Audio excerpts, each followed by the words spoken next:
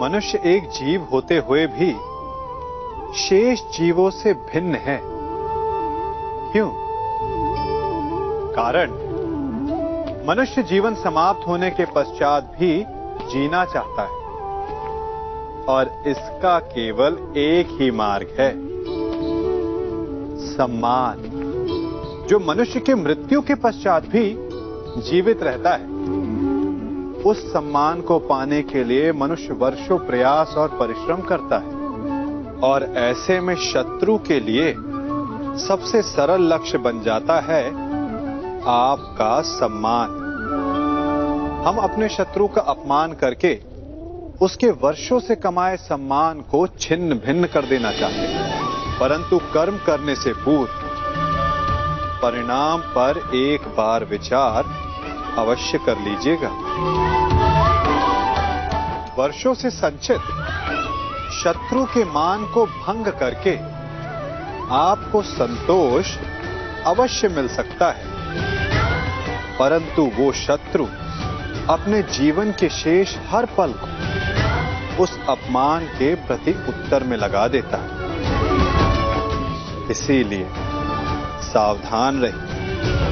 किसी का अपमान करना स्वयं आपके लिए भी हानिकारक सिद्ध हो सकता है। ईर्ष्या, जलन, द्वेष, ये हमारे सबसे बड़े शत्रु हैं। क्यों? क्योंकि हमारे सबसे बड़े शत्रु वो होते हैं जो हमें सबसे अधिक हानि पहुंचाएं, और हमारी सबसे बड़ी हानि होती है समय की हानि।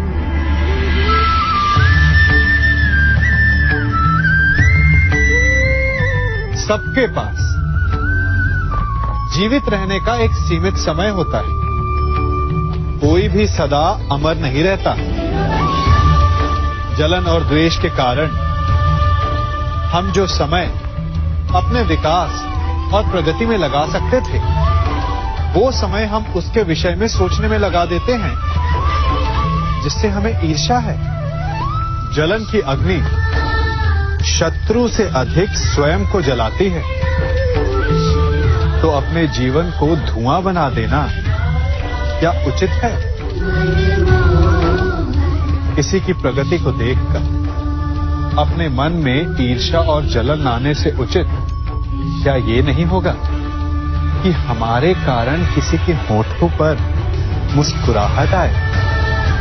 एक बार अपने मन से जलन को निकाल के तो देखिए, अपने आप को बहुत ऊंचा पाएंगे और समझ में आएगा कि इस ईर्ष्या के कारण हमने क्या क्या खो दिया है।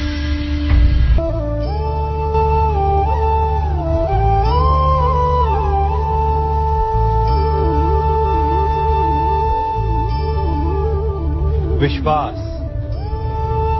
ये केवल शब्द नहीं, ये वो नींव है जिस पर मनुष्य का जीवन टिका हुआ है। किंतु आज या तो हम किसी पर अविश्वास करते हैं या फिर किसी पर अंधविश्वास।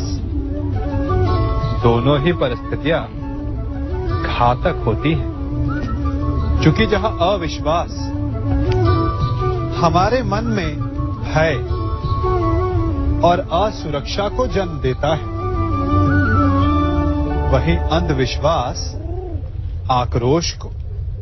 तो प्रश्न ये उठता है कि विश्वास की परिभाषा क्या है?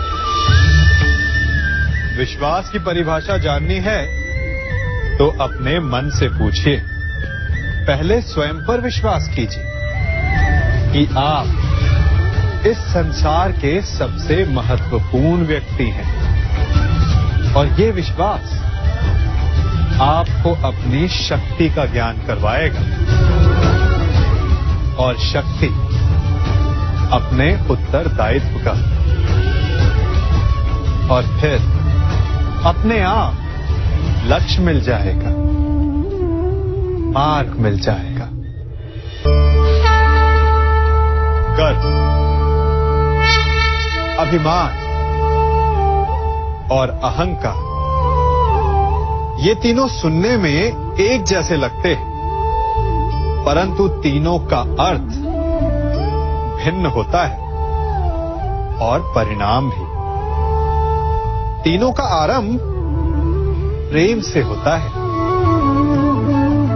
स्वयं से प्रेम, परिश्रम हमारे मन में गर्व को जन्म देता है और सफलता अभिमान जगाती है। यहां तक ठीक है, परंतु जब ये भावना अहंकार बन जाती है तब वो समस्या बन जाती है, क्योंकि सबसे बुरा अंत अहंकारी का ही होता है।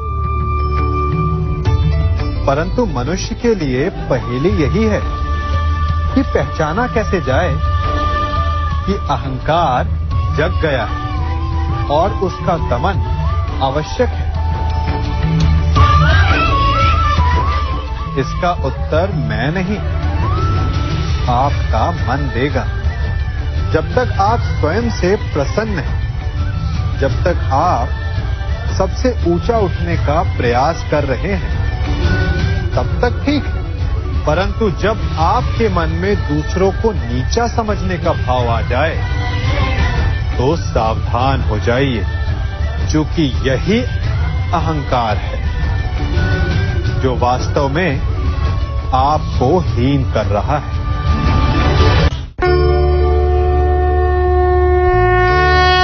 मनुष्य का मन स्वभाव से ही चंचल होता है।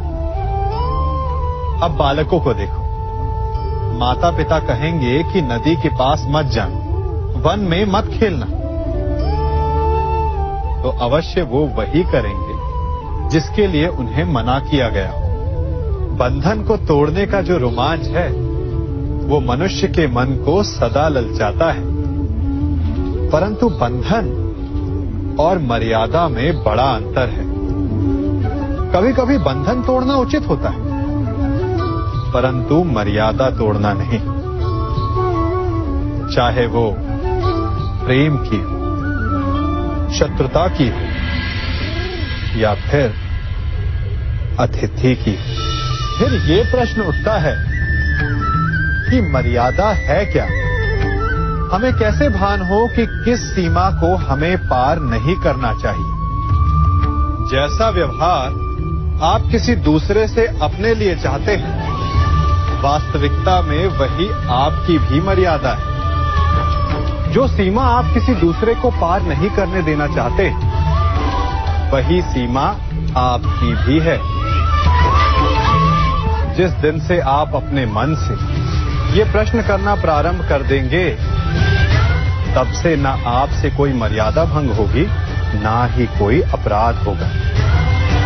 कदाचित इसीलिए कहा जाता है कि जब आपका मन नियंत्रण में हो तो आपके हृदय के साथ साथ ईश्वर आपके मन में भी वास करता है। जिससे आप अपनी मर्यादा का प्रश्न पूछोगे तो वो कभी अनुचित उत्तर नहीं देता।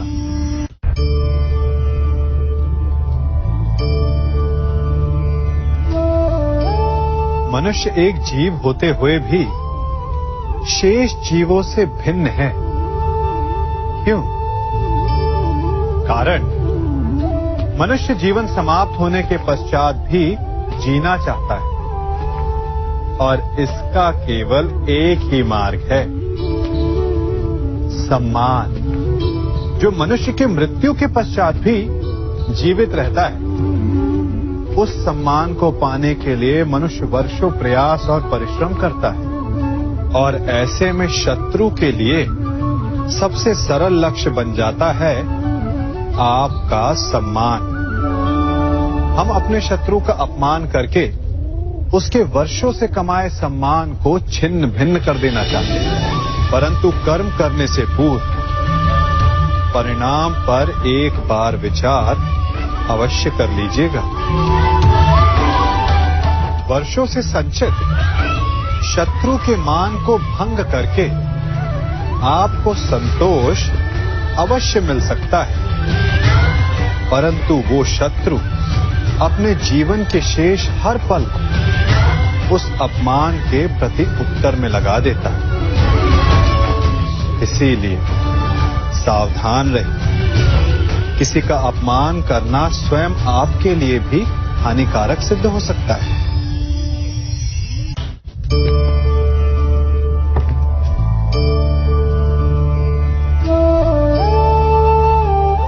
क्या कर रहा हूं मैं? इस अग्नि को शांत करने का प्रयत्न कर रहा हूं मैं।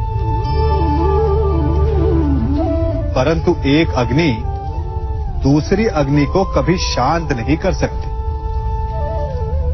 वो उसे और अधिक प्रज्वलित ही करती है। अपमान से जन्म लेने वाली अग्नि का प्रतिकार प्रतिशोध नहीं हो सकता, क्योंकि प्रतिशोध की अग्नि अपमान की अग्नि से अधिक प्रचंड होती है। तो उसका त्राण क्या है? उत्तर चाहिए? मैं दिखाता हूं।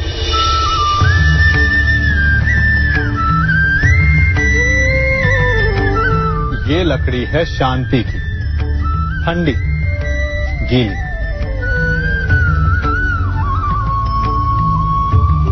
अपमान की अग्नि से त्राण पाने का मार्ग प्रतिशोध नहीं, शांति है, स्वयं का विकास। अपने आप को इतना बड़ा बना लो कि आपका शत्रु आपका अपमान करने का प्रयास ही ना कर पाए। अन्यथा यदि आप प्रतिशोध चाहते हैं, शत्रु भस्म चाहते हैं, तो स्वयं को भी जलना होगा।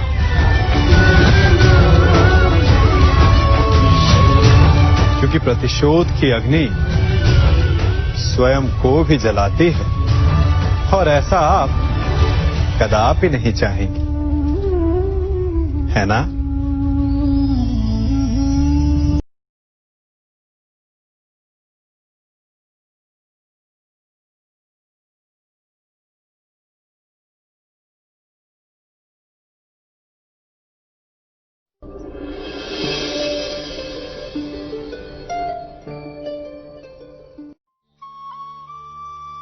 आज हम जिस विषय पर बात करेंगे वो है क्रोध। क्रोध वो भावना है जो हमारे सारे जीवन को घेर कर रहता है। क्रोध को ना उम्र की मर्यादा है, ना ही ज्ञान की। कब, कहां और किस कारण से क्रोध पैदा हो जाए वो कोई नहीं जानता। और जब क्रोध जन्म लेता है तो तुरंत ही विचार करने की शक्ति खो जाती है। बुद्धि पर अंधकार छा जाता है। वर्षों के संबंध पल भर में टूट जाते हैं। सारा जीवन बिखर जाता है। किसी भी कारागार में जाकर देखिए, अधिकतर अपराधी क्षण भर के क्रोध का दंड भोगते हुए दिखाई देंगे, पर फिर भी हम क्रोध पर अंकुश नहीं लगा पाते। बार बार हम क्रोध ना करने का प्रण तो लेते हैं, पर बार बार हमसे क्रोध हो जाता है। ये क्रोध वास्तव में क्या है, क्यों जन्मता है और क्यों अंकुश में नहीं रहता? उदाहरण के लिए आप एक बालक को देखिए। उसे किसी वस्तु की इच्छा होती है और उस समय अगर उसे वो नहीं मिलती या कोई उसे भयभीत करता है तो वो प्रतिक्रिया देता है। बालक की प्रतिक्रिया क्रोध है, क्योंकि बालक निर्बल है, निसहाय है। बालक अपनों से बड़ों को अपने वजूद का एहसास, अपने अस्तित्व की प्रतीति करवाने का प्रयास करता है क्रोध के माध्यम से। बड़े होने पर भी हम क्या ऐसा ही नहीं करते? क्या क्रोध हमारे भीतर बैठे बालक का प्रतिभाव नहीं? अर्थात क्या क्रोध वास्तव में केवल बालक जैसे व्यवहार का नाम नहीं?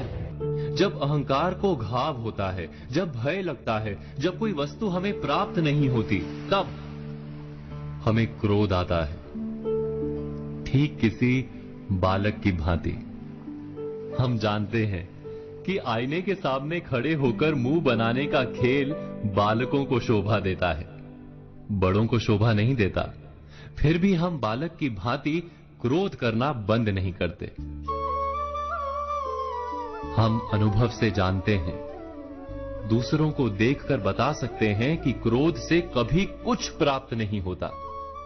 सम्मान हो, संपत्ति हो, प्रेम हो या सुरक्षा हो, क्रोध से नहीं मिलता। मिलता है तो प्रयासों से, कार्य करने से, बुद्धिपूर्वक विचार करने से। मनुष्य मात्र अपनी आदतों के अनुसार ही जीता रहता है। क्रोध भी आदत बन जाती है। हमारे चाहते हुए भी हम अपने प्रतिभावों को रोक नहीं पाते।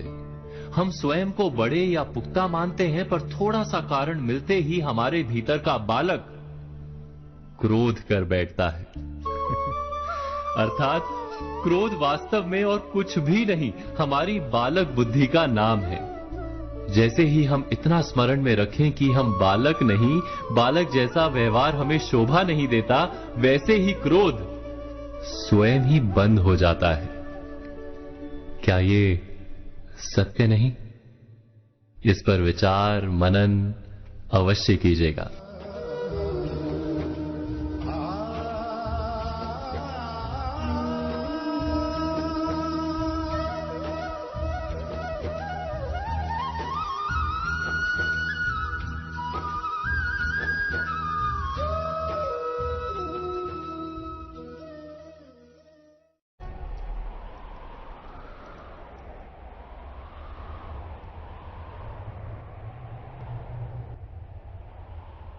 मनुष्य समाज ने स्त्रियों को सदा ही शोषण, अन्याय और अपमान दिए। आप अपने आसपास दृष्टि डालिए, समग्र इतिहास को देखिए, तो यही दिखाई देगा कि पुरुषों की ईर्ष्या, लालसा, अहंकार, बैर, इन सभी बुरी भावनाओं का परिणाम स्त्रियां भोगती हैं। युद्ध पुरुष करता है,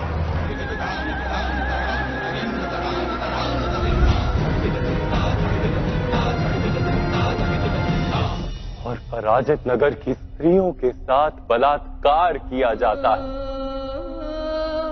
पुरुष मदिरा और द्यूत में अपनी संपत्ति गंवाता है। स्त्री के भाग्य में भूख आती है, पुरुष का अहंकार जागता है, और स्त्री की स्वतंत्रता और सुख में बाधा उत्पन्न हो जाती है। पुरुष जीवन से हार कर परिवार का त्याग करता है, और स्त्री अपने नन्हे नन्हे शिशुओं का पेट भरने के लिए संघर्ष करती रहती है।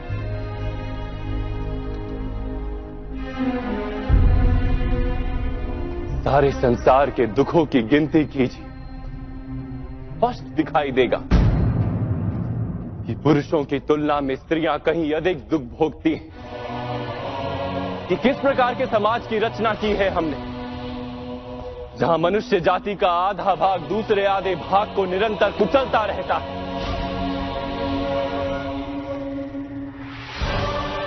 और वही कुचली हुई स्त्रियां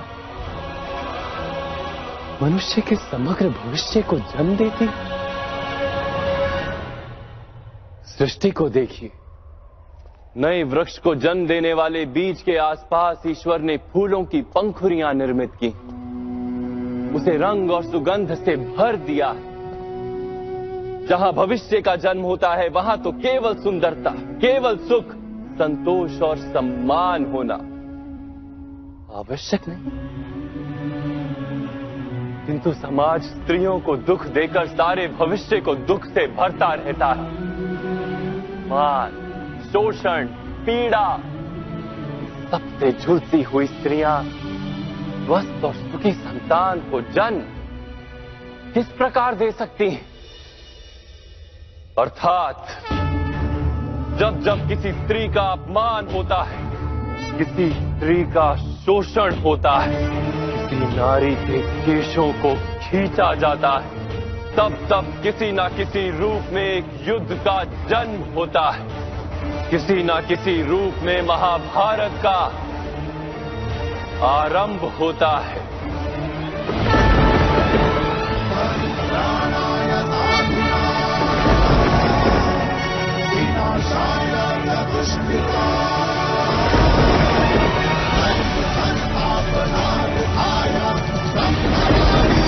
स्वयं विचार कीजिए, बार बार विचार कीजिए।